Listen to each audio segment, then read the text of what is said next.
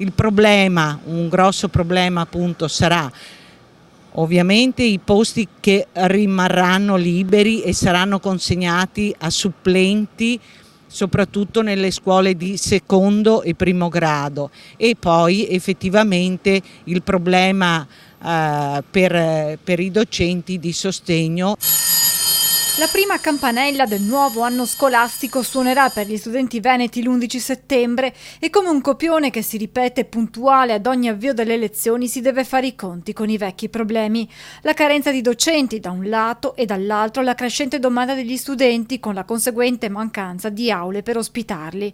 Le premesse non sono delle migliori e i tempi sempre più stretti. Questa mattina nell'ufficio scolastico regionale a Mestre l'assegnazione delle cattedre vacanti per le scuole della Marca Trevigiana.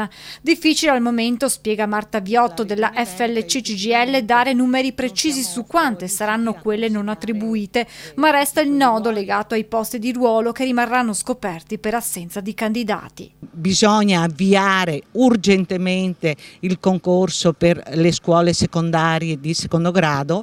Un esempio per tutti: le cattedre di matematica non riusciranno ad essere completamente coperte e quindi saranno assegnate a supplenti. C'è poi la questione della carenza di classi. A Treviso l'Istituto Tecnico Economico Riccati è alla ricerca di spazi per un centinaio di studenti già iscritti che rischiano di rimanere senza aule. Situazione simile al liceo artistico, dove per ospitare i ragazzi si potrebbe essere costretti ad occupare i laboratori.